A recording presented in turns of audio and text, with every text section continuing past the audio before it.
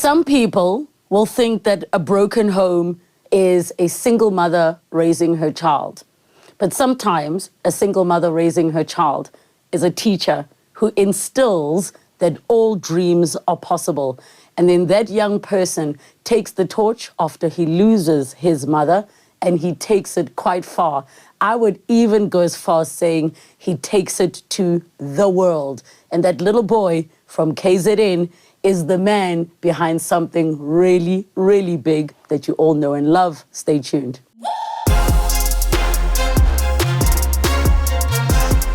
Hey everybody, welcome to another episode of the Relebogile Mabotja podcast. Subscribe to the channel, hit the notification bell so that you can also stay in touch with us, find out what's coming up next, who's coming up next, let us know who you want to see next. Now today's guest is probably really uncomfortable because he's usually the one asking the questions. But now I've got him in the seat, not the hot seat, the Relebogile Mabotja podcast seat. Give it up for presenter, podcast, and also engineer, Mr. Engineer Your Life, Lungelo KM. How are you? Oh, that deserves a little clap. Listen. Thank you so much. It's an absolute privilege. I'm well, I'm fantastic. I'm on top of the world, really. Firstly, when the team told me you're coming, I was like, for reals, is he coming? Because... Why? Because I think about people who conduct interviews and usually they are anxious on the other side. Really? Yes. Love that you say that. You know what I would have thought is your reason? The perceived competitive nature of this industry that people try and pit against people who seemingly do something similar without realizing that sibadala, we're mature. No, but not just that. I think we understand that for the industry to grow, you need more successful people. Absolutely. So I don't see anybody, what do you call it? I don't see anybody as competition. I think everybody's just doing their own thing. And just trying to swim. You know what I mean? Dude, yeah. We're all trying to do our own thing. Yeah. Like, even if it was the same guest rotating on every single podcast in South Africa, you're not going to get the same conversation. You're not going to get the same audience. Absolutely. God has blessed us with a different flavor. Yes. We can all be chicken, but some people are that chicken brand, the famous American one. And then there's the South African one where that's more flame grilled. Yes. It's all chicken. It's all a flavor of podcasting, but God has blessed me with my unique taste. And if I stick to my unique taste, then I'm going to go far, as you're saying. But for us to all be in the chicken industry, we must all be great. I love how you are already so TV trained to not mention brands. In case you didn't get it, KFC or Chicken Licken and Nando's. Yeah. Send me my check. I'm so glad you came because, I mean, obviously, I follow everybody's work, not just for my own personal fulfillment, also for work purposes. And I think the space you've found for yourself. I like to refer to it as like everybody has their own little corner. Yeah. And I think it's doing such beautiful things. You're getting amazing conversations out. But I so wanted to get an understanding as to this young man who's transitioned from online to television, but also as an engineer. So I want to backtrack a little bit. Yes. How did you get into engineering? Like, was that the era where it was like, these are the ones where we need young black people and this is where you're going to make money, therefore? Love that you put it like that. Very similar to that analogy. It was a case of 2008. I was in grade 8 at a school called George Campbell School of Technology in the north of Durban. And I'm raised by a single mom. She's a teacher. And I got into that school via the school coming to my primary school the year before, and they had then did an open day. So I went there and I'm like, this is a technology school. What is technology? You know, being in Ghanea Simlazi, I didn't understand really the depths of careers and technology to that extent. But when I got there and I realized that I've got good marks, I'm an A student, I'm like, okay, I could do this thing. Yes. Then I told my mother about engineering. Of course, she's a teacher, so she understands careers to a certain degree. She's like, yes, that one has money. We're going to do that one? Yes. Love that for you. We're sticking with that. So you're going to that school that's going to carve you into being an engineer. So really, from grade 8, I knew I wanted to be an engineer. And then I'd say from grade 10, I knew that I wanted to be an electrical engineer and specialize. Right down to the extent, Relebogile, that in matric, you know, there's that form where you have to pick courses when you're applying to university. Yes. So in KZN, it's called a CAO form, Central Applications Office. And you pick 6 courses, first option down to, then they place you according to your marks and availability and that. I only had one option. No, because it was that or nothing. Right? I said, I just had one option, UKZN, BSc, Honours Electrical Engineering. And by God's grace, I got in. And yeah, that's how I became an engineer. I loved it from back then, with minimal understanding, but that's the importance of exposure. I got a glimpse of it. I was exposed to it. I saw people who looked like me becoming engineers, the likes of Sandile Zungu. I think Sandile Zungu is a mechanical engineer and had read a little bit about him. He's now a big businessman. And I was like, no, man, there's people who look like me who are engineers. So I was very grateful that that path was open for me. And my mother passed away when I was in 3rd year. So it was interesting to be like, okay, I need to finish this thing. She loved this for me. And by God's grace, I love it too for myself. So I need to carry this thing through. And the reason I mentioned the 2008 story is because that same year, at the SABC in KZN, they had a media training course that they brought in, and they allowed external people to come in and study in that course. It was called Media Concepts. Yes. Lady by Kimberly Stark was the course trainer, I think, if I remember her correctly. Some of you might be represented by her. Yes, She's a yes. OG in the industry. OG. Do you know what she said to me? I graduated top of class in that course after a few months. She said, I need your mother's number. I need to take you to Joburg with me. She called my mom. My mom said, no, you're going to be an engineer. So I want to take a step back because you touched on something which is I think, so important, especially when we think about now where young people are trying to figure out what to do with their lives, if there's still values and degrees and all those things. Sure. The grade 8 version of you that saw something in engineering said, I want to do that. Yes. Versus the grade 10 version versus the one that now was studying. What was your understanding in grade 8 of what an engineer does? A person who makes money. I love the honesty. A person who makes money. A person who does something complicated regarding technology. Yes. Literally, that was my only understanding. Grade 10, when you start engaging with the course content, because now I'm doing electrical technology, now I understand, okay, it's about Ohm's law, it's about switchgear and all these things that engineers do. It's about light current, heavy current, a medium voltage. So I then now understand a bit of it. Then I get to varsity, and then varsity is like, oh my gosh, back to square one. Because now you're doing all these maths courses. You're like, wait, when will I need this? I'm still waiting for someone to tell me why I needed to learn pi. Where in life that and certain angles, we will challenge those questions. So you get there, you're exposed to what engineering really is. Maybe name one thing that shocked you the most about what engineering really is compared to what you imagined it was. Something we did in Maths 3, third year Maths. It's called Advanced Maths. It was called Integration by Parts. Integration by parts. I'm still traumatized, Relebogile. What does that mean? So you get a sum, and you do something called integrating. It's like, it's not multiplying, it's not adding, it's not dividing. It's a new concept of maths, right? Hardly has any numbers. It's just letters and figures. X's, Y's, and formulas. And figures and the pies and all those things, right? You integrate. You could be doing one sum 3 pages to get to the answer. So is it solving for X in a way, but a very complex way? Yes. Could take you 3 pages to one sum. And it's like 30 marks, that question. Did you pass? No, I'm an engineer. I'm here. Are you an engineer by 50% or no. I'm just checking. So seeing as now you are a fully fledged electrical engineer. Yes. How are you going to solve our electricity crisis in South Africa? I think you're very aware that the Madlanga Commission has showed us that engineers are not welcome to do engineers' jobs because corrupt people do engineers' jobs. and push out us who are qualified to do the jobs. But you know why, though? Because if they brought you in to solve the issue, we wouldn't need to have problems to keep paying for. Sure. We wouldn't need the extra diesel that we're buying at an exorbitant rate. We wouldn't need the transformers that are all over the city of Joburg. And you're correct. The generators, rather, yeah.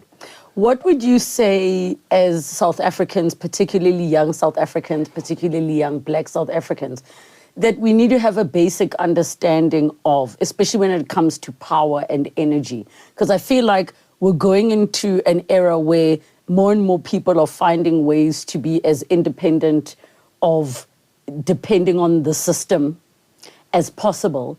But I still feel like there is a very low understanding of what energy really is. For example, understanding why a kettle takes up so much more electricity than something else in the house. Sure. What would you say on a basic level we all need to know about energy, electricity, and your world? You know, energy cannot be created. It's just transformed from one form to another. So, for example, we are transforming energy of sound into a different vibration, into the camera. It then can be turned using electrical energy into computers. It's edited, and then it's produced into something else. So, essentially, when the coal system in this country, we've got an abundance of fossil fuels of coal in this country. So, everything you've heard, governments, politicians, analysts, CEOs, executives, telling you that we have an energy crisis in this country, it's absolutely man-made. Even, dare I say, pushing us to go green at such a rapid pace, also that is to benefit a certain cabal of individuals and organizations who sees to benefit if we as South Africans don't make full use of our fossil fuels. We as South Africans are selling energy to other countries to make sure that they never ever have load shedding, load reduction. But my brother, my mother, my grandmother, Imlazi, suffers load reduction every day till this day. But in the media, the politicians will say there is no energy crisis, load shedding has ended. But what is load reduction? It's a rebranding of load shedding, but because it's in a poor people's area, it's okay. They will take it, they will handle it, right down to load reduction with water as well. So we are in a man-made crisis when it comes to energy. Once again, you'll say I'm a spiritual person. God created enough fossil fuels for us to survive. There is enough capacity, and all it is for us is to be responsible as human beings and be honest as possible in how we're exercising the resources we have before us. Right now, we are in a man-made crisis because the fossil fuels have been used for ulterior motives. So if we are to go back to basics, let's say a Lungelo or Relebogile are like, okay, I want to break out of the system. And I know that Eskom is trying to create programs where now you must still pay if you invest in solar. What are the other things that you think people can start to do to empower themselves?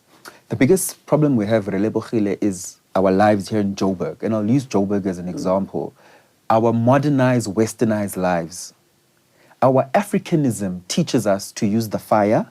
It teaches us to use the grass for medication. It teaches us to use water from the river. We have methods of purifying it without any chemicals. What I'm saying is, if we go back to who we are and we stop aspiring to westernize ourselves, we will see how self-sufficient we are with all the resources that we have. But it's deeply, highly impossible because as we speak now, we're using electricity.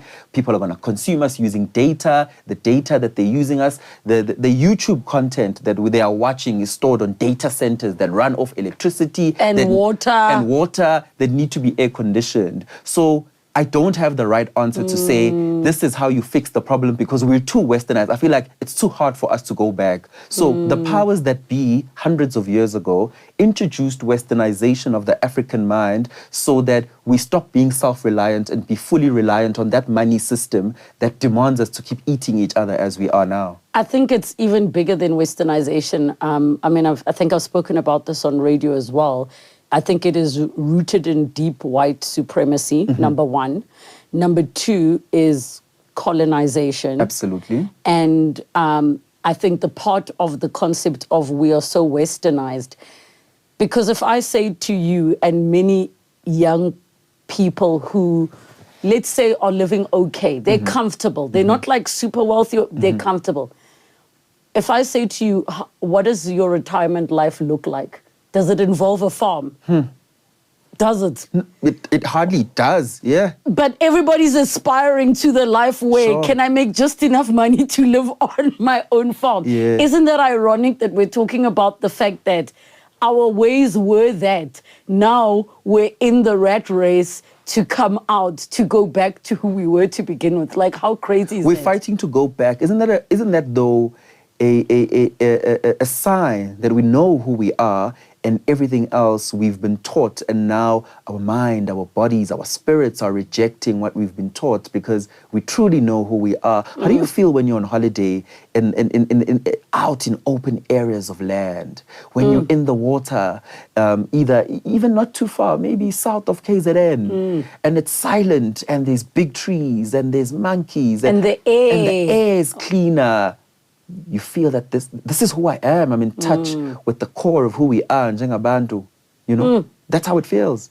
So when in your journey of, you went to varsity, you were telling me that Kimberly Stock wanted to take you to Joburg. Yes. What did she say she saw in you that she wanted you to go up? Because I would imagine you have a certain assured confidence about yourself. I think even if you don't know what you're talking about, you're not going to show. Like a person wouldn't know that you don't know what you're talking about. But what did she say she saw in you that she wanted you to go with her? I love that you say I've got an assured confidence. My mother always told me that I'm handsome. She always told me that I'm special. She always told me that I will be the next president if I want to be. As long as it's in my dreams, it's possible. She always told me that nothing I ever desire in this life cannot be possible as long as I'm respectful to people, I'm humble, and I stay with a tunnel vision towards all my dreams. I think it came from her being a teacher because she has to instill this culture of self-confidence to her young learners every day on a daily basis. So relating that to what Kimberly Stock did, I think my innate confidence showed to her then, even at that young age. And she saw something in me that I didn't know I had. I desired it. I desired broadcasting. I think everyone who's a broadcaster in my age group tried a YoTV audition somewhere. Yep. Absolutely. So I did try that, I remember. And so I knew there was something there, but I didn't have the language for it. And I think as an adult, as a seasoned professional that she was, she sees beyond the insecurity. She sees beyond the doubt that I had in myself. And she saw that thing that probably I'm executing now. She saw it at 14 years old. And I know this might sound wild, but sometimes our parents know was the best gift they could have given us because you might not be doing things the way you are doing, which is your own terms. Absolutely agree. Right, you've made your own platform, you've got your own audience. You decide what you want to talk about. How did you get the news that Mama is no more? Hard one. Because I was sleeping in the morning, 15th of April, 2015. And I think this leads into another conversation that we can actually touch on this era of people, call it shock, but I think it's more clout. I think it's more wanting to use another person's moment of passing to exonerate, to lift up your own name that we do as society nowadays. On social media, when people pass away, people post pictures, people bring back old memories immediately, without even confirmed stories. People start posting things on Twitter, people start running with narratives, and it just becomes its own world. With that said, I was called by a person that I wasn't even close to. My grandmother hadn't called me. Wait, where were you at the time? I'm in res. Okay, yes, you're at varsity. I'm in varsity third year. And I'm called by a person, family member, but we're not extremely close. calling to say, they sort of crying, oh my gosh, how could this happen? I'm like, what are you talking about? So I'm in the middle of tests. So I think as adults, my grandparents had made sure that it doesn't get to me inappropriately because I'm at school, I live alone, I'm in the middle of tests. I'm sure they had a plan to come to me, fetch me. You know, the adult thing to do as a Mazulu.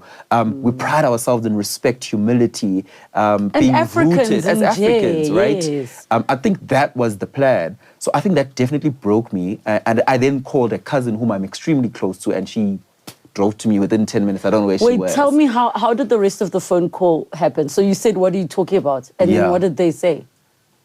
Aibo, what do you mean? What am I talking about? Like casually, you know, casually. And I layered it with the clout element because we're not close. I'm an only child. You know what it would do to me. My mother battled for a good 5 to 6 months with sickness. So you know the journey I've walked with her in the sickness, because you're the only person who did this call. Everybody else, I got to home, and they were there, the normal thing, they're all there to start the morning process. Because they're all adults about things. Do you know what I mean? I'm going to pause that person because they need their own disciplining. Yeah. So now you called a cousin. When that person said that, was there something in your heart that knew it was true? Because I know when news comes like that, it is always denial. Guys, no matter how sick a person is, if they say Bani is gone, you will never believe it the first time. It definitely didn't believe it, especially because my mother had gone into hospital around early December. On her birthday, 8th of December, she slipped into a coma. She was unconscious in a coma for about 2 months after that. She came out of the coma February. Between Feb and April, when she passed away, Feb was tough. She's relearning how to talk when you're out of a coma. March, she's coming back to life. So there's progress. There's hope. There's everything. Doctors are now happy. She's coming back to herself.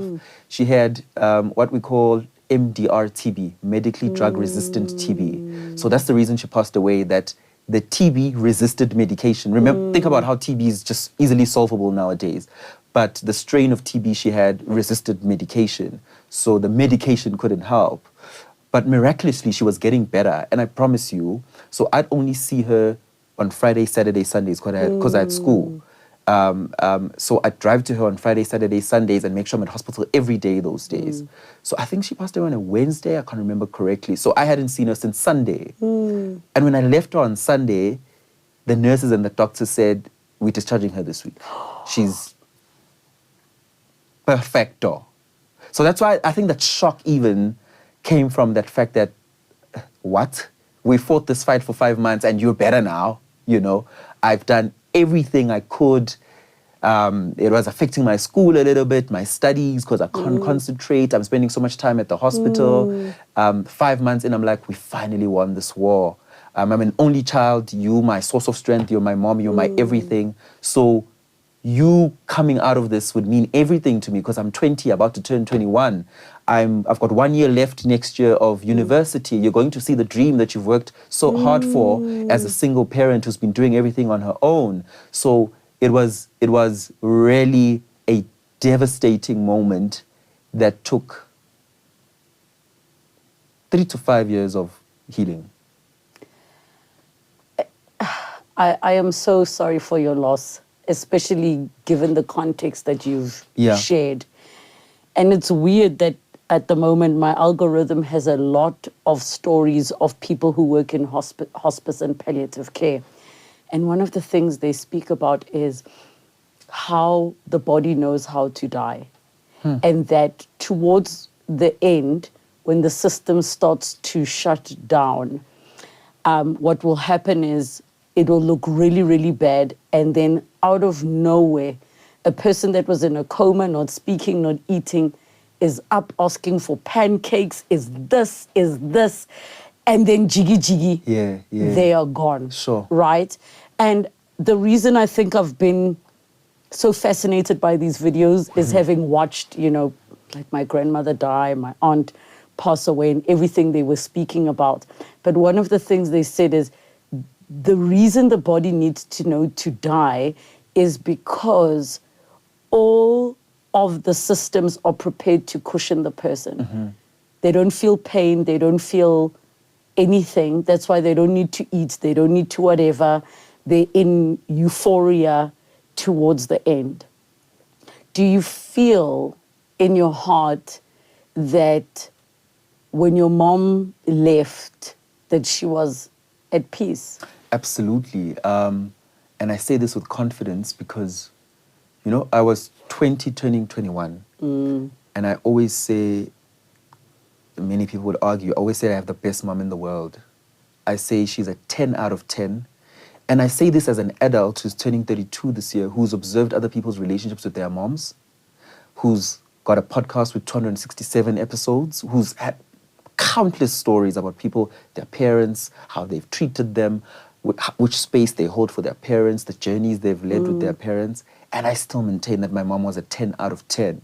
So with that said, I feel like amongst her calling was being a parent to me. And in 20 years, my mom has she gave me a life that people who are 45 and still have their mothers are still yearning for. So the reason my mom was at peace is because she completed her calling. And her She was done.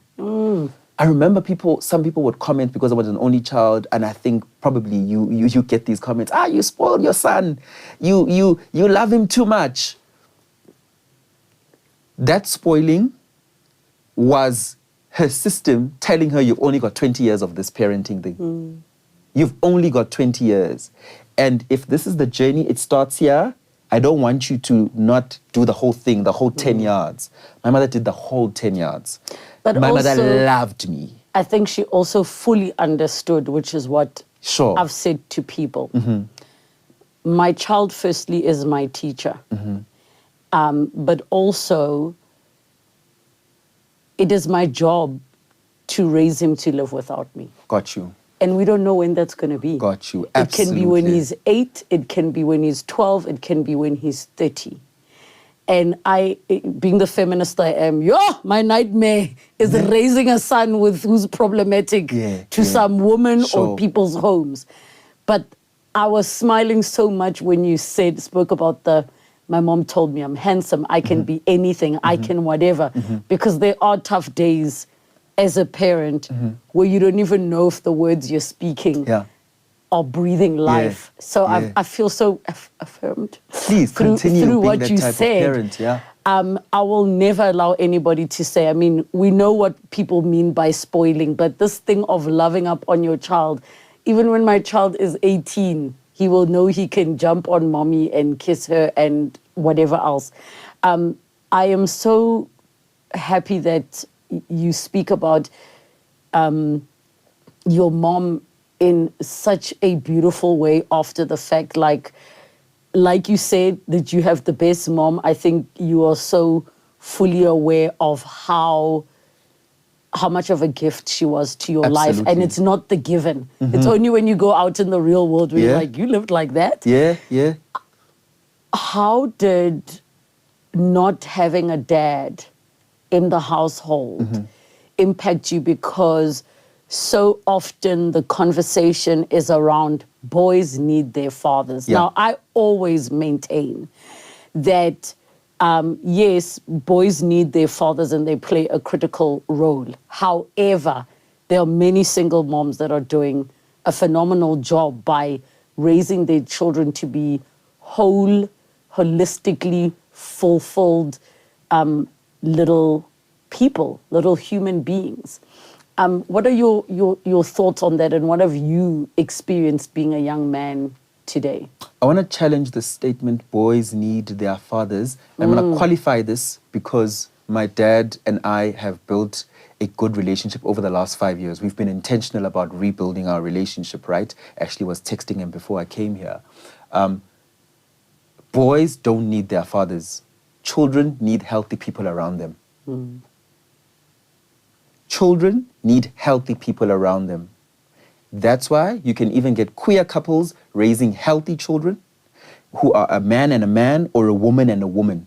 Because if they are healthy and they understand parenting with all its faculties, they produce healthy humans in this society that this society benefits from. Humans who respect laws, humans who are not misogynists, humans who don't use people, humans who don't violate people, humans who don't discriminate against people.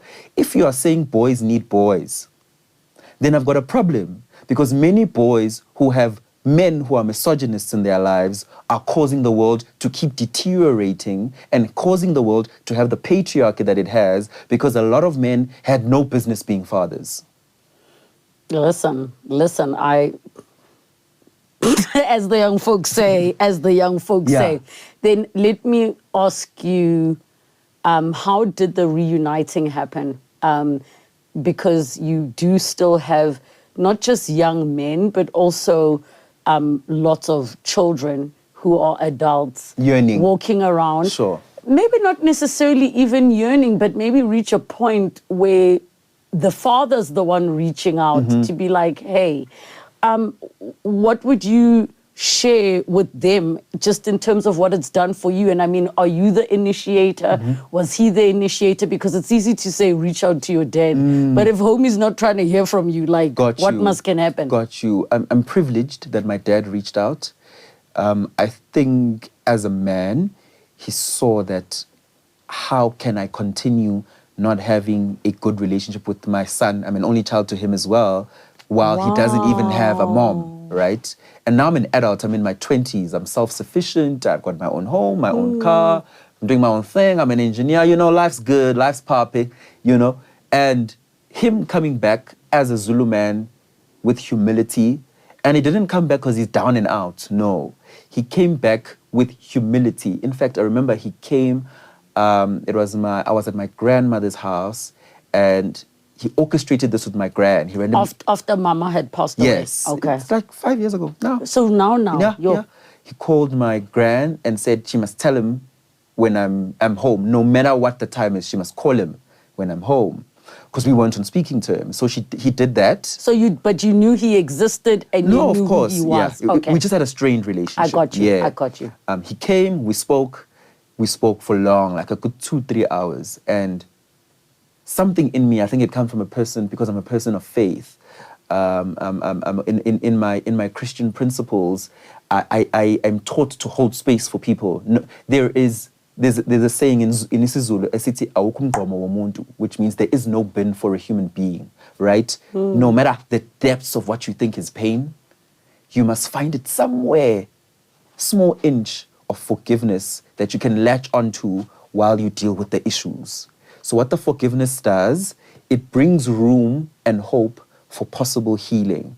And that little space that I opened up, some people it's risky, because some people will send you right back into your depression because they actually don't have good intentions. But I'm glad I did, because I held that little space of my Christian teachings of saying, open up and try to forgive.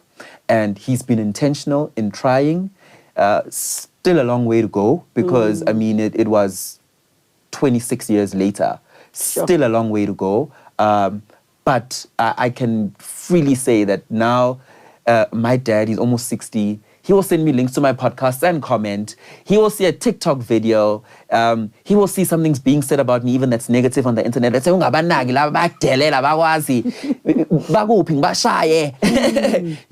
he's holding that space. I remember he said something a few days ago. We were commenting on politics because he's deep in politics there in KZN. And I sent him something like, this is a bad move by your leader there in the politics. And he said, you know what? You're also famous now, and I'm going to protect you no matter what, no matter who says anything about you. So you mustn't comment about other people's mistakes in the media, because your day will come. And as your dad, I'll be fighting for you. I'll be there for you as well, because I know these people in media say whatever they feel like saying. I was like, oh, okay, fair. You won this argument. I'm so curious. Had he done the visit while your mom was still alive or freshly after her death, do you think you would have had that room of the space to give in the midst of grief? I doubt it. I was carrying too much, and I felt like I'm carrying it alone. I remember I'm an only child with a late mom and a semi-present dad. You already feel alone, so you've built the barriers and the barricades to protect yourself. And I think one of my biggest barricades and barriers was being successful. Let me push in my career. Let me make sure I do well in corporate, because I was still in corporate at the time. Let me follow all my dreams, live my truth as a young person in every way possible, pursue my spirituality. So for me, it was about finding myself in that way and not allowing room for people who were either half there, quarter there. I had built those walls. But as I say, I owe it to my spirituality and my spiritual life and the people around me who advise me in that fraternity that there is room for people who've made mistakes. And there's no depth of mistakes that people who are intentional can't come out of. Everybody can redeem themselves if they go about it with the best of intentions. I'm really thinking about what maybe you can share helped you with the grief, because I'm hearing the part of like, okay, let me stay focused, let me graduate, let me all of these things, while at the same time you've got main character syndrome relatives that are trying to, and I mean a lot of people will say you will learn who your real people are after the death of a loved one. Correct. How much did your relationships, all of them, change after the loss of your mother? I've had the walls up ever since, unfortunately. And I say it's unfortunate because we're taught that relatives are supposed to be the closest thing you have. But as we become adults, we learned that loyalty is not by blood. It's by character, intention, how we treat each other, how we love each other. And that's okay, right? When I say that, when I was grieving, I felt like no one was there for me. Only my grandmother was. I will never take that away from her. And she was also grieving. Absolutely. She still is, by the way. And I always feel bad for her because my grandmother's almost 80.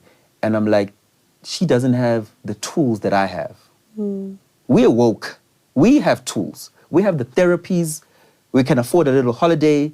We can navigate. Even if it needs medication, we can go that route. Older people are so broken by various reasons, and that's why I have more grace for older people. They're so broken by various reasons, the past of this country on its own, what it did to them, that they no longer have capacity, majority of them, to even think that healing is possible. They're all just coping. I would even go as far as saying this. Do you know many old people don't even know how to cry? Yeah. Like, I mean, truly just release without be quiet, without, hey, without, I'm so sorry. They don't even know. Just a simple release. A simple release. I'm thinking about, older men who, you know, are sitting with being victims of the patriarchy themselves, who just don't release. Like, I firmly believe a lot of that makes so many of us sick. So now fast forward, and me actually just having such a better understanding of your background and the context. When you decided to do the Engineer Your Life podcast and have these conversations, did you intentionally walk in with the mindset that outside of creating the space for conversations around loss, grief, the dark corners of one's life, but did you intentionally choose to not be vulnerable in that space? Do you think I'm not vulnerable there? No, and I'm not saying you are or you aren't. Sure. But, let me put it like this. I feel like there is one more wall. Okay, got you. Because, and hear me out, I'm in the business of curated vulnerability, which is how I refer to it. Sure. You will see me cry, but I am very mindful about what spaces should allow that for myself. So, and maybe it won't be the same because I grew up in media and you didn't. Absolutely. But I will always have what do they call it? There's the public self, there's the inner circle, private self, and then there's the secret self. Got you. But I get a sense that there is one more wall that is beyond the words that you speak. Love that. You've analyzed me correctly. I think, one, being trained in academia, moving to corporate, teaches you a certain decorum of just carrying yourself with a certain demeanor, speaking a certain way, and protecting your private life largely. Like super largely. So because of targetry in them corporate offices. So I definitely took that into media. I think even now, sure, there's nothing about my life anywhere on in the media space. I facilitate vulnerable conversations. I'm a storyteller. Through other people's stories on the platform, I help people navigate their story and speak about certain parts of their story and feel free about certain parts of their story. If they find healing, thank you, God, for using me to help them to find healing in that. But I always say to the team, it's not about me. I know it sounds unfair and harsh on myself, but it really isn't about me. I feel like engineer your life more than anything for me is a calling. 4 years in, just about 4.5 years in, when I started in my garden in March 2022, when I shot my first episode with KM with 0 subscribers, not on social media. I was just a boring engineer. You're just in Yeah, Ivan, boring engineer because I'm in Durban, who wakes up and goes to work in Mhlanga, very run-of-the-mill life, wakes up, runs or goes to gym, has to be in the office at 7:30, comes back by 6 p.m., has to do more work because clients, you're in the consulting space. I was that guy. But once again, dreams delayed are not denied. That dream was still here. That broadcasting dream, that 14-year-old who was meant to go to Joburg, he was still there. And he was saying, do something about this, do something about this. I was telling the story at a talk I did last week for Gaga CFM Youth and Business Bootcamp. I was a keynote speaker there. And I was telling them that because my podcast started in 2022, 2021, Podcast and Chill trended a year before I started my podcast very negatively. They trended for transphobia. I don't know if you remember that season where they trended for transphobia. And I don't remember the context. Yes. But I know there was something at some point. And it caused a stir. Yeah. Huge stir in the industry. For me, as a person who thinks beyond what everybody is seeing, I said, who is this who's moving the country from a little studio shooting from his iPad somewhere in Johannesburg? And what has he done to be able to have so much impact with such a platform that is deemed small, undermined, rejected by the industry? So I spent the year studying him and other podcasters all over the world. Yeah. And when I launched in March 2022, silently after studying this thing, I looked beyond this transphobic comment. By the way, it was absolutely wrong. But I was studying the art of what MacGyver and his team have done. I was studying the art, the market research that he'd done. The art. And remember why I needed to study the art? Because for the past 3 years, I've been sending demos, I've been auditioning, and nobody thinks I'm good enough in traditional media. I've been sending things to all these platforms. And then something shifted. I was doing my last year of my master's in business leadership at the time from UKZN Business School.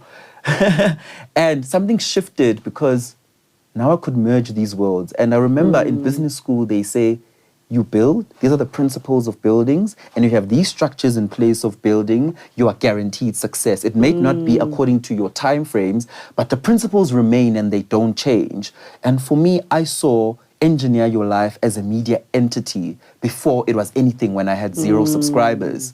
And I saw that media entity every week for the past 4 years.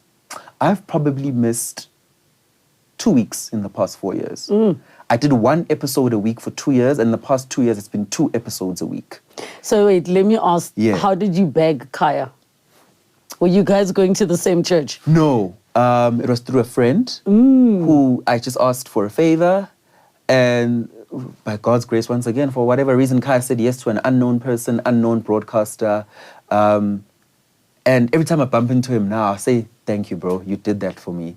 Because people took me seriously from day one. The small community, the 100 viewers that I had, they took me seriously because I was sitting with KM. And my broadcasting skill, remember, even though I was not in front of camera, was being refined for a year off camera when no one is seeing. You were studying. When I'm studying and practicing how to execute this thing. So when I came on, I looked much more ready than people who are doing this. And remember, the business side of it as well. I'm the only one doing this in Durban. I spent the whole 2 years being the only podcast in Durban. Wow. There were podcasts mushrooming in Joburg everywhere because it was the new thing, right? And because people in Durban, you know the culture in Durban, it's a more laid back. It was lax. So people were like, what's this thing? Why are you inviting us to speak on a podcast? It was in my favor though, because now I'm platforming people who are not being interviewed anywhere. Because they're not in Gauteng. Because they're not in Gauteng. It was my niche. It helped me for 2 years until I felt like I plateaued in 2023. So it really was a power thing for me. I was in Durban till 10,000 subscribers. Sure. Just pushing every week, being rejected, consistent, being rejected, sometimes 300 views, sometimes 1,000. Super excited when I get to 5,000 because I'm still young and upcoming and I'm navigating this. I don't know what I'm doing, but I'm like tunnel vision. I'm still studying the greats there. I'm still studying broadcasters like yourself. I'm still studying the MacGs. I'm still studying, at the time, DJ Swoo, his podcast was big, The Hustler's Corner. Yes. I'm still studying all those platforms. And I remember the one day I was in Johannesburg. I've been pushing. I came to Johannesburg with my camera crew and I'm like, I'm on leave. We're going to spend a week hustling for guests. And I booked the Airbnb and we'll shoot. In the Airbnb? In the Airbnb. We were just hustling because there was a vision to build something that is fully owned by me, that's a media entity that gives me my own autonomy so that I can run my personal brand even according to my own terms. No pressure of, you must do this, you must be in this crowd, you must be friends. Don't say it like that. Don't say it like that. You must be friends with this person. You mustn't not speak to this person because if you speak to this person, you know the Joburg things. So for me, building the foundation to be strong in that manner was so important. And when we finally reach this commercial level that we're at now, I always remember those times and I'm like, wow. You've come from far. I can't believe it. It really worked out. The reason I love your story so much about in your garden is because I'm a firm believer, start where you are with what you have. With the small things you have. With whatever it is you have. And also, it shows the importance of the capital of people and relationships and how you happening to know somebody who knows Kaya. I mean, that's how we started Unpacked. We were like, okay, what are we doing in my house? Okay, oh, I know somebody who, that's how it started until, of course, things are moving on their own and now people are reaching out to you. What was the thing that made you say, okay, I'm moving to Joburg, and talk to me about what happened to your corporate life at the time, because you were not making money at the beginning of this thing. No. You were paying, you were losing. A good 2 years, you are losing. You're losing, I always say that to people. I think that's why a lot of people don't make it to month 4 or 3. Yes. Because they think, I want to be Relebogile, I want to be Lungelo overnight. It's not going to happen. Yeah. 2023 October, I'd say from beginning of 2023. So that now the podcast is on like 6,000, 7,000, 8,000 subscribers, but I can feel the peak because once again, Durban industry, media industry isn't as big. So I can feel that I'm plateauing soon. And I'm something's coming. I'm like, I'm sorry, but I'm not a regional star. I'm sorry. My God told me you will conquer the world. I'm not regional. Gang pelelela. Egoli, I'm coming. Yeah. Oh my God. I'm like, how do I exit this plateau? Really thinking. Now I'm like, how do I exit this plateau? First thing I do is go to my boss. He doesn't know why I'm trying to do this, by the way. Go to my boss. Now I'm professionally registered as an engineer, so now I'm comfortable, I'm earning well. I go to my boss and say, I want to move to the Joburg office. Thank goodness for Joburg offices. He's like, no, not going to happen. You've got too many clients here. You're doing well here. You've got too many clients here. I'm like, okay, what do my savings say? I looked at my savings. I'm like, it's been 6 years as an engineer. I don't live a lavish life. It's a decent saving. And as a professionally registered engineer, professionally registered engineers in South Africa, there's like just over 1,000 black people in the space. So the PRN and the BE as a factor means you are likely to get a great new gig if you attempt to get a new gig. I'm like, okay, is this what he's doing? Okay. So I started looking at apartments in Joburg. Oh, wow. Not even like I started looking for jobs. No, like, no. I'm also looking for jobs simultaneously. Like, looking for an apartment, and I'm looking for a job from March till October. Oh, this job is not coming. Now I can feel the plateau has come.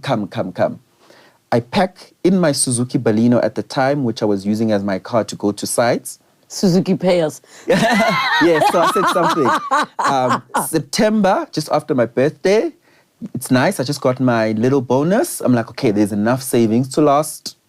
I resign. I'm still looking for jobs, obviously. So the no was not like a no that you could come back and say, can we revisit this conversation? It was just a no. It was a revisit this conversation, but I've heard that before. And nothing changed. Right. So I resign, but don't try this at home. The reason I resigned is because I know I'm a PR eng. I'm gonna find a job soon. Yes. I'm not destitute if I leave this career. Even if I don't find a job, the nice thing about a PR eng is that all these tenderpreneurs, I can consult for them and do their designs and sign off for them. So I will live. That's the privilege I had. So yes, I did. In October, I packed 4 suitcases of my clothes. I had a house in Durban, the same house I was shooting in. Yes. I left it, I locked up. Just like that. And I came to Joburg. I had a fridge and a bed. And my second bedroom was my studio. And I started shooting my podcast a week later. I went and found people to shoot. And we started shooting. Oh my God. Talk about tunnel vision. 2 months later, I found a job as an engineer again. Did your boss try and stop you when you were resigning? Yes. And by then you were like... Nah. That ain't gonna work for me. Damn. 2 months later, I do find a job, once again, by God's grace. So I integrate back into being an engineer. And the beauty of it, when you trust what God has told you, because I always say God speaks to the individual. He doesn't call a caucus and ask your boss for permission. When he wants to take you to your next level, you must trust in him more than you trust in yourself and your abilities. So I then found this new job, which was fully remote. I'm like, halala, look at God. Look at God. So now my time and flexibility is perfecto. Now I'm pumping episodes. Now you can't ignore me. I'm remote. I'm working remotely. You're in Gauteng. And I'm in now I am pumping. Now I'm pumping. And until that breakthrough moment, I don't know if you remember it. You definitely do. Even if you saw it later. Latoya's lies. Listen. That was. Do you know that... a culture shift. I'm going to make an honest confession. I knew of the clip. Yes. It was only this week when the team and I were chatting that I found out it was on your show. Yes. Because it's that single frame. Yes. The pink shirt. How do you feel about that moment? Because it's almost like what you say, it's the consistency. You never know when the moment is going to blow you up. How do you look back on that moment now? Like, what was happening in the conversation that you thought, damn? Or did you even think, damn? Once again, the principles of life, maths, science, and I'm well-versed in this, and the principles of life, the curve goes like this in life, slowly, and then one day it's exponential. I think that's just a principle of life, right? And I think as I was working, it's because I was trusting God for my exponential moment. When I was shooting that episode, I didn't know it was the exponential moment. My team behind the scenes said, this will change our lives. I was like, huh? Okay. Who chose her to be on the show? Did you ask for her? No, my former producer. Oh, wow. Yes, a guy I worked with before, credit to him. His name is Owetu. He found her, don't know how, they were having a chat. Maybe they had been talking about it for a while, and then she comes to the show. Me, my normal conversation style, and it's funny how people now always talk to me about it and how I let people speak on the show and speak to their...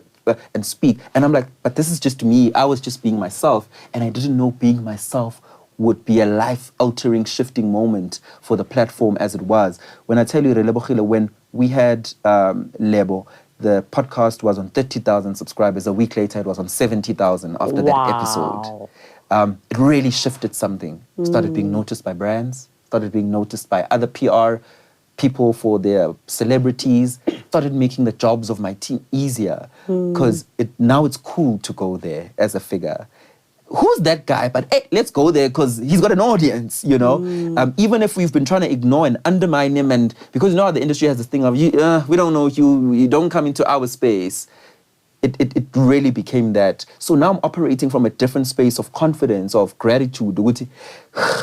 We're now making a little bit of money to keep the lights on. We can now elevate. Now we can be creative. We can take it all the way to the top. So between that moment, I'd say 2000 and end of 2024. Imagine that was end of 2024. We were on about 90,000 subscribers. Now we're on 245,000 subscribers a year later. Jeez. Because of that exponential curve of when you're consistent and you maintain principles, I think life has a way of then rewarding you for all the times you thought you weren't doing enough, all the times it was painful, all the time you were losing money, all the time people were laughing at you, when people were rejecting you, when people were undermining you. The curve really, really turns. I don't like using languages of grifters, but the 10,000 hours. Because it's never really 10,000 hours, because there are some 1 hours that feel like the most grueling, heavy hours of your life. What is this? Yeah, it feels like that. And I mean, I truly love your story so much because you're also quite methodical. And sometimes there is a perception because of the concept of virality that people think that I need to create the viral moment first before getting the system in place and ready. That's why I believe some people go viral and then they disappear, similar to the concept of the one-hit wonders, that they didn't have the system in place. They were not ready, similar to business. If you're not ready for the business to grow, it dies in the process of not having the capacity to do the next big thing. Would you say comfortably now you think your podcast has broken even? And that's not even just from a financial point of view, like even from the hours you put in. Do you feel like, Absolutely. check, I'm in the profit Absolutely. stage? My podcast now, if you include myself, is serving 7 livelihoods. What a privilege, what a blessing that 7 people either can rent an apartment, buy themselves a car, enjoy their after degrees, because these are people who went to after and couldn't find any work anywhere else in the industry, and they're working for the podcast. And the beauty of the podcast, it runs all year long, doesn't stop. You've got a job every month. You've got an income. What a privilege for God to use me as a vessel to change 6 young people's lives. I won't count myself. I'm an engineer. I'll be fine if the podcast closes down. I'll be fine. So you're not practicing as an engineer at the moment? I am. You still That's are. what I'm saying. I'm an engineer. I'll be fine. I'll work things out, you know. For these people who media is their bread and butter and they love it so much, thank you, God, for using me as that vessel. What a privilege. I'm getting to live all my dreams at once because of those systems I put in place. You know, I always compare, you said the one-hit wonder word. How many one-hit wonder podcasts do you see? How many times do you see a clip and it's from a podcast that's unknown and you'll never see anything from them again? We're experiencing that in the podcasting space right now. Don't be scared by the new podcast, Relebogile. I was alluding to that. There's a podcast mushrooming every... I don't know if it's podcasts or piano songs that are coming faster at the rate we are going. Or AI songs. Or AI. You didn't. Did I? But on a serious, it's so weird, and I don't know if it comes with getting older. So similarly to your exercise of studying, where the team and I study, and we come with the fortunate background of being TV broadcasters first. Sure. Hence, I don't like mics and faces because I'm always thinking from a television perspective. And when I went to study different things, which the team did, phenomenal directors, post-production, everything, I recognize the fact that I come from a broadcasting traditional media first, meaning that no matter what happens with technology, my team and I will always know what to do. Sure. There's nothing automated. Yeah. Everything is made from scratch. I'm the Nora Smith of podcasting. Onezwa of podcasting. Yes. Let's bring it home. Yes, bring it home. But it's so weird that I don't think I've ever found myself in a place where I'm like, I think the only time I was nervous, I don't think I've even shared this before. When I dropped the first promo for Unpacked. So what happened was we shot it in my house. We did 13 episodes. I said, guys, ain't no money, but I got food for y'all. Come through. I woke up, I cooked. The makeup artist came, did my face. My friends who are art directors went to their storage, converted my lounge. This is pre being a mom. Sure. And over 3 days, we just shot. I stole somebody who was a friend from radio. I stole somebody that I'd worked with before from Afrocafe. And I said, this is what I'm thinking of doing. Let's see what happens. But let's just go back to basic conversations with ordinary people. Sure. And then afterwards, the team was like, no, man, this doesn't seem like something for YouTube. And YouTube wasn't popping as much in 2020. It doesn't feel like it's for YouTube. Let's try get it on TV. So I happened to say to somebody who works in the industry, what do you think? And they're like, flip, it's shot beautifully. Let me go see what the SABC has to say, because mandated conversations. Correct. I Shem, 5 months, 6 months, 7 months, 8 months. I said, Yazin, I'm dropping this thing. So the thing that made me drop was, remember in lockdown where everybody was having IG lives. Yes. And I said, somebody's going to drop a talk show. I need to drop. Yeah. So I said, you know what? And I said, we're dropping the promo. Let's just release it as it is. Love it. Put it on my channel. Also very few followers. Was it not that day that the SABC said, hey, Wena, we want the show? Keep a And I said, yes, keep a. I said, yay. What does the email inbox have to say? Because we are going live. Yeah. And magic happened, and legal spoke to legals. And then I said, okay, I guess we're going. And of course, then they said, you're daily. Sure. So I have never, fortunately, ever looked around and been like, oh, I'm so worried. All I ever said was, how do we keep things just me and not get overly influenced? You know, of course, we see the Stephen Bartletts, we see the Jay Sheddys, we see all of these people. But it's so easy to start to mimic things and think they are you because you're so exposed to them. And I think that was the most important thing. I love what you're saying, and thank you for that learning moment. I live by a philosophy now where I said, oh my gosh, it's the second half of the year. Can't wait what God has in store for me next. I can't wait to see how greater, how bigger everything I'm doing will be and where it will go, because I live with so much contentment and gratitude with how I execute things, the systems I've built in place, the foundations I've built in place. And speaking of the Stephen Bartlett's not worrying you and everything, you know, and I'll say this for the first time because it's been said a lot on the internet as well. Many people said I tried to be Stephen Bartlett. Oh, did they? The funny thing is, I discovered him in 2023. After you started? A year and a half after I had started. And I'm like, oh, I see what they're saying. He's a young guy. We're almost the same age. A build, light skin. I can see what people are inferring. He's from Africa. From corporate. Yes, and I can see what people are inferring. And I also have this thing of dressing in black. Yes. Because for me, it's about lounging and just being comfortable. You'd see even on my chair, I cross my legs. So I could see what people were inferring. But then when I looked at what he was able to build, I was like, thank you, God. If somebody who's been able to build something so massive and great, you are seeing me in them. You are thinking you're offending me. You're thinking when I feel a certain way. And I'm like, wow, a multi-millionaire in euros, you're comparing me to him because of how I execute the skill. Thank you so much. So those type of things are important to have within yourself. Oguti, you trust yourself enough to be like, my lane is fine. My lane works. My lane is going to take me where it needs to take me. And I wonder how far we're going to get with this. What does the future look like for Engineer Your Life? We keep exploring. We keep having bold conversations.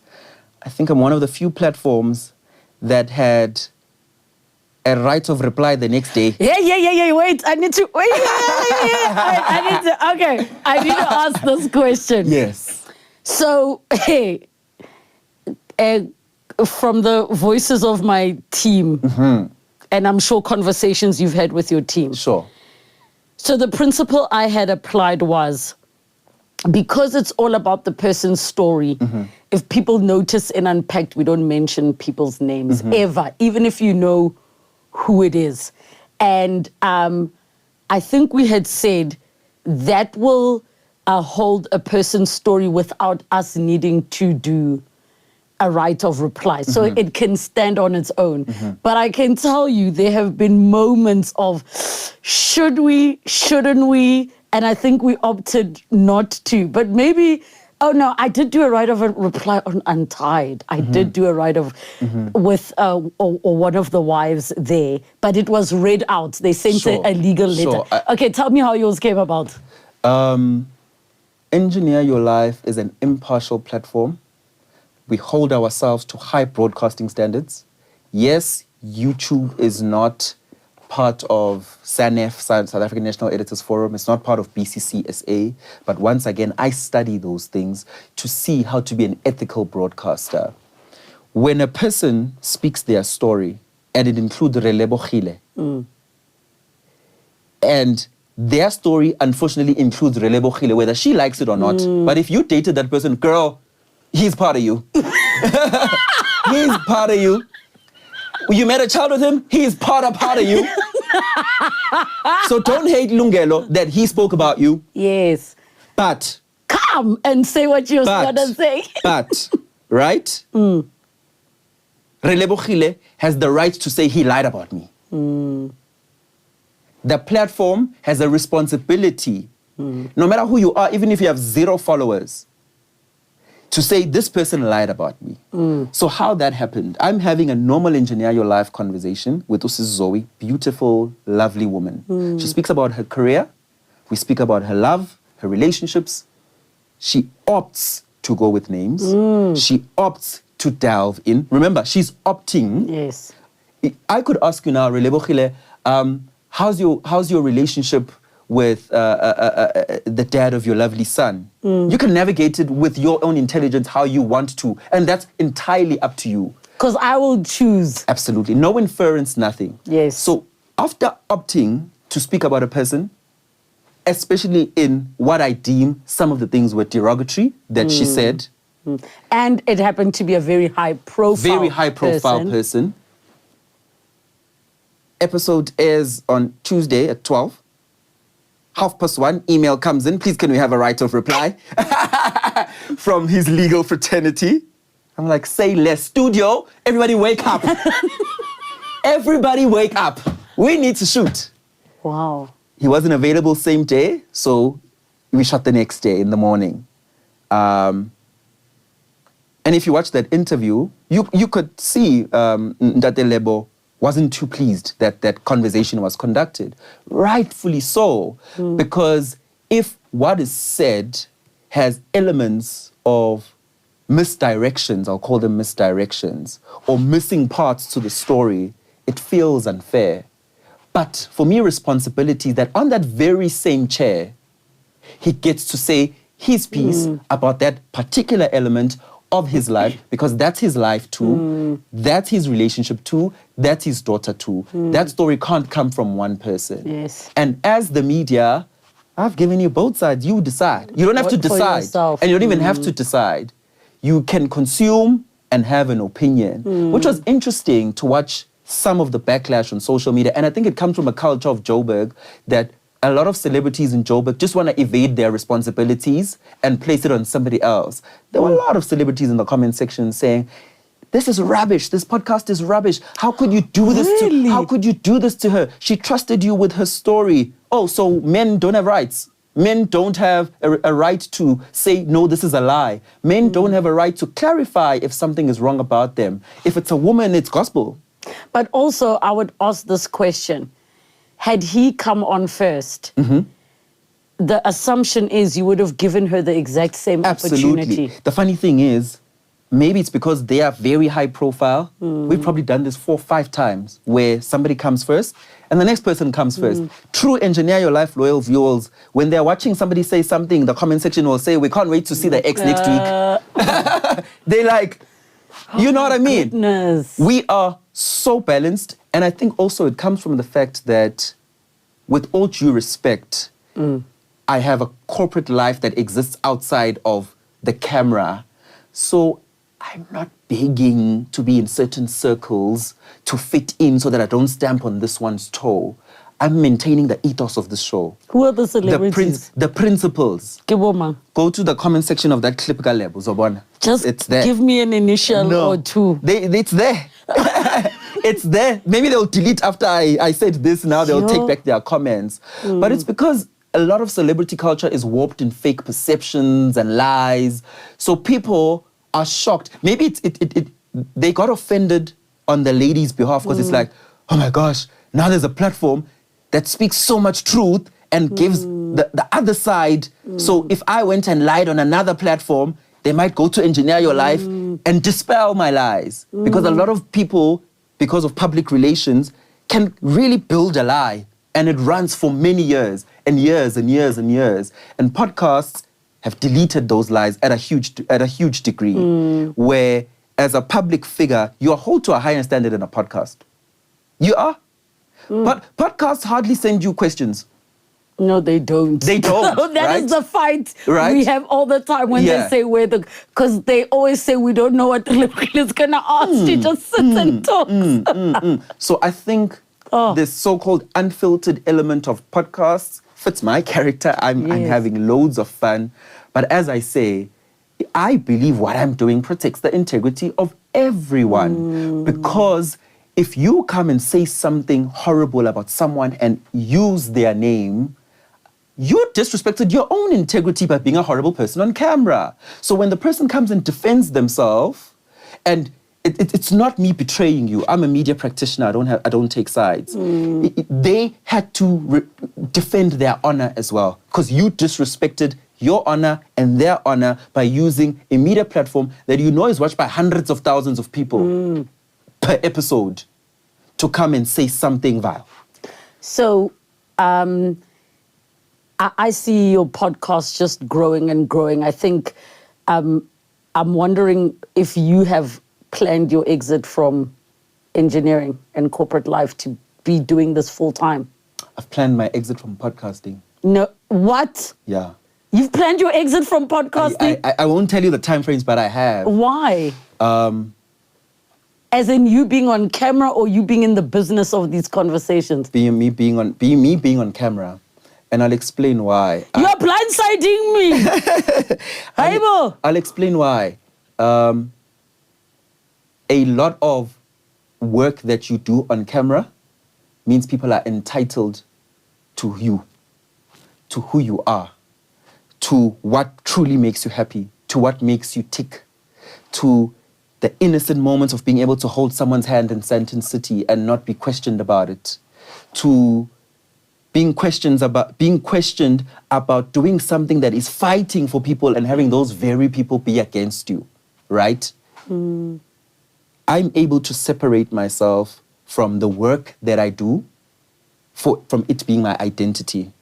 The work that I do is not my identity. I was a full human being before cameras. I will remain a full human being after cameras. I've got a strategy in place that I will not share that involves removing myself from the public. And I've studied people who've done it successfully. You can do it.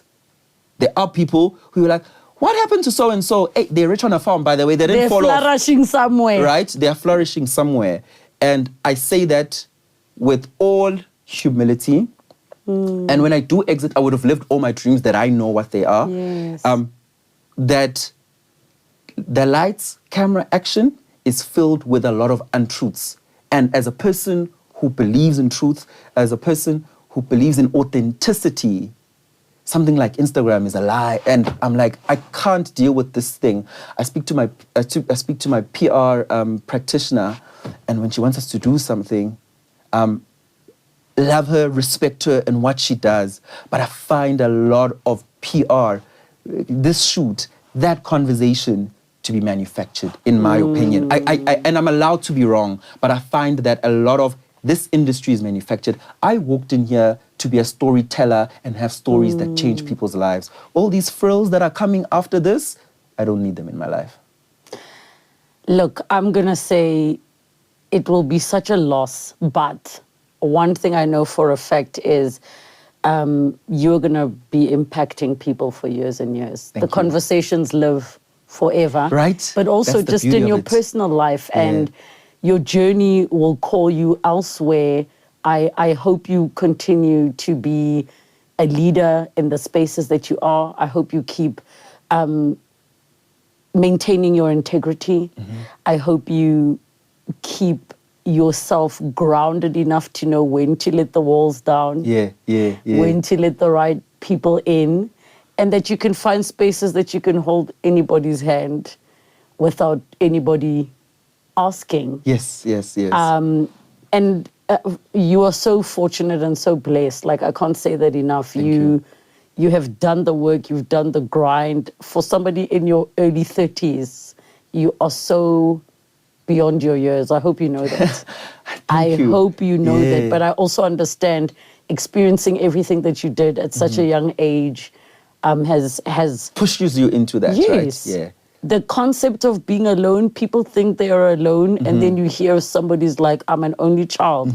I lost my mother. I was estranged from my father. You really were alone. A proper alone. Yeah. And even through that, I hope you have your spaces where you can cry and be fully vulnerable and be yourself. I'm a lover. I'm such a lover. I'm such a lover. I'm glad we're ending so you can't ask me about it. I'm such a lover. I'm a lover. I love the simple things in life. I may look prim and proper, but I'm so simple. I just want to have my shirt off, swim in a swimming pool. I want to have ice cream. I want to get on a drive on a Saturday haphazardly and decide we're going to sleep there 4 hours away from here. I want to not go to work for the next 2 weeks and spend my savings and then regret it and go to Dubai. You know what I mean? And go to Thailand. Life. I just want to experience life. That's why I was like, all these frills and noise around the industry are not worth it, because at the core of who I am is such a simple guy who likes simple things that are not super extravagant. I'm just so simple and calm. But with that said, I'm still going to work with you. We still need to do great things. You're a producer. And I'm down. And you know I'm great. So we still need to do great things. You produce the most amazing things in this country. Thank you. And congratulations. You, as I said, I studied people like you. You're absolutely amazing. You're an amazing mother. Don't stop. Your resilience holds space for so many people. People don't know how many people are in this studio, but it's your resilience that holds space for them. You come from radio. We're shooting now in the evening. It's because of your resilience. It's because of your grit. A lot of people don't have the grit you have. A lot of people don't have the grit to diversify like you have and still remain true to yourself. And that's why it was so easy when I was asked to come to this platform. And people are always fighting that I don't do podcasts. It was so easy for me, because I always say I have nothing to say about me. You watch Engineer Your Life. But it was so easy because I respect the journey you've walked. I respect that from a teenager, you've worked so hard to be brilliant. Thank you for being in those footsteps, because I could have a reference as a young person from the outside, ukhulele mlazi. It's khona abantu abanjengorele who are doing great You're not things. allowed to make me cry on my podcast, because I'm going to be real for a moment. I sometimes say to my team, because it does require a lot of grit of full days and to make this work in my life.